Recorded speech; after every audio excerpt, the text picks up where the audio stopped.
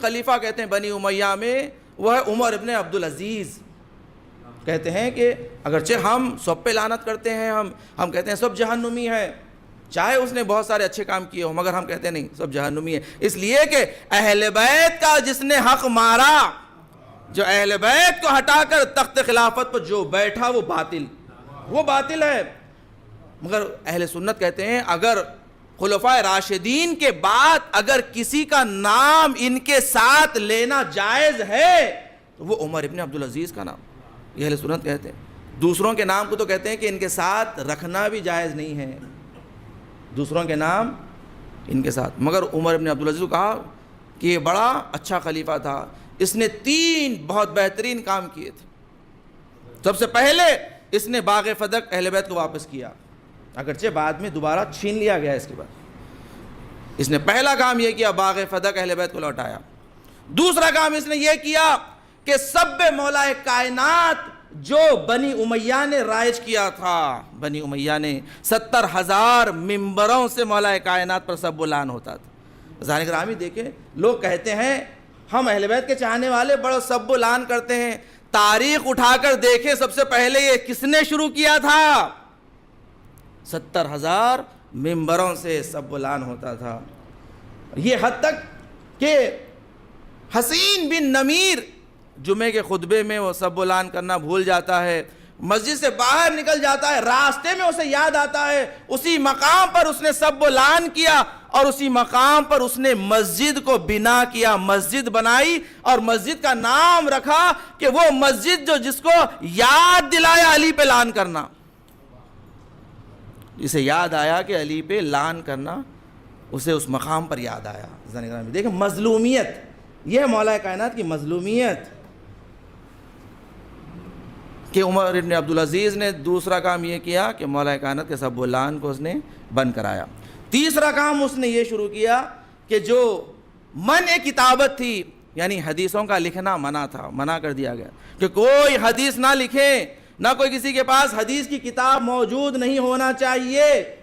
یہ عمر ابن عبدالعزیز نے اسے ختم کروایا اور پھر حدیث کا لکھنا جاری ہوا ہے, اس لیے کہ وہ جانتے تھے کہ جہاں حدیث لکھی جائے گی یا حدیث بیان ہوگی تو پھر رسول کی حدیثیں یاد آ جائے گی کہ جہاں پر فرمایا علی مع الحق والحق مع علی, وہ ساری حدیثیں جو علی کی فضیلت میں ہیں وہ ساری حدیثیں بھی لوگوں تک پہنچ جائے گی.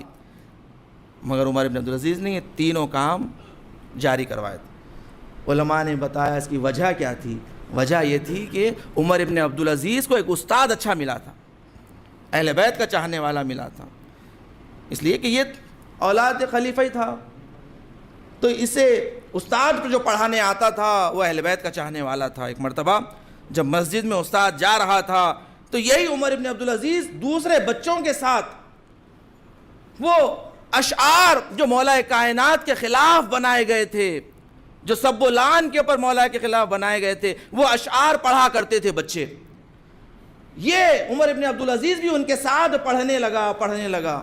استاد وہاں سے گزرنے کے بعد مسجد میں جاتے ہیں, جانے کے بعد نماز پڑھنا شروع کرتے ہیں. سارے شاگرد بیٹھے ہوئے ہیں استاد کے انتظار میں, مگر استاد نہیں آتے, نماز پہ نماز پڑھے جا رہے ہیں. بچوں نے احساس کر لیا کہ استاد ناراض ہے, آج ناراض ہے. جب سوال کیا, پوچھا یہ ناراضگی کا سبب کیا, آج کیوں ناراض ہیں آپ, کیوں سبق نہیں دے رہے ہیں؟ تو فرمایا تم جانتے ہو کہ کس کے خلاف, کس کے بارے میں شعر اشعار پڑھ رہے ہو, کس کے اوپر سب لعن کر رہے ہو, وہ کون تھا؟ اس کے بعد استاد نے ساری تاریخ مولا کائنات کی جب بتائی تو عمر بن عبدالعزیز نے کہا کہ میں نے جب ہی ٹھان لیا تھا کہ اگر میں تخت خلافت پر بیٹھا تو سب سے پہلا کام یہ کراؤں گا کہ میں سب علی بن کراؤں گا. اور ماجرا بہت بہترین واقعہ ہے اس زمانے میں. ایک مرتبہ جب یہ تخت خلافت پر بیٹھا تو اس نے فوری یہ کام کیا کہ ایک یہودی کو اس نے ڈھونڈنے کے بعد کہا کہ کل تو دربار میں میری بیٹی کا ہاتھ مانگنے کے لیے آنا, اور آنے کے بعد جو کچھ بھی ہوگا ان کے درمیان طے ہو گیا. طے کرنے کے بعد دوسرے دن دربار میں یہودی آتا ہے, آنے کے بعد کہتا ہے خلیفہ میں آپ سے آپ کی بیٹی کا ہاتھ مانگنا چاہتا ہوں اور میں یہودی ہوں. تو جیسے ہی سارے علماء جو دربار میں بیٹھے ہوئے تھے ایک مرتبہ کہا کہ تو کیا کہہ رہا ہے، ہم مسلمان کافر کو بیٹی نہیں دیتے. سب کہنے لگے. تو یہودی نے کہا پھر رسول خدا نے تو دی تھی، رسول خدا نے تو دی تھی. کہا کب دی تھی، کسے دی تھی؟ کہا علی کو. کہا معاذ اللہ تو کیا کہہ رہا ہے، علی کافر، علی مسلمان؟ ارے علی تو پہلا مسلمان، علی تو وہ ہے کہ جنگ خیبر ہو، خندق ہو، جب تک علی نہ ہو جنگ فتح نہیں ہوتی. اگر علی نہ آئے جنگ فتح نہیں ہوتی. علی کے بغیر رسول خدا ہمیشہ یا علی کہتے رہتے. ارے تو علی کو کافر کہہ رہا ہے. تو اس نے کہا پھر تو تم ہی تو علی پہ سب بلان کرتے ہو، اور تمہارے اسلام میں تو مسلمانوں پہ تو سب بلان کرنا جائز نہیں ہے، سب بلان کرنا مسلمان پر تو حرام ہے، اور تمہارے پاس ہر جمعے کو سب بلان ہوتا ہے علی پر. جیسے ہی اس نے کہا سارے لوگ خاموش ہو گئے، سارے علماء جو ابھی کہہ رہے تھے علی کے فضائل پڑھ رہے تھے، ایک مرتبہ سارے خاموش کہ کیا جواب دیا جائے. عمر ابن عبدالعزیز نے کہا جواب دو اس کا، یہ سوال کر رہا ہے، جب علی مسلمان ہے، اول مسلمان ہے، پھر علی پہ کیوں سب بلان ہو رہا ہے؟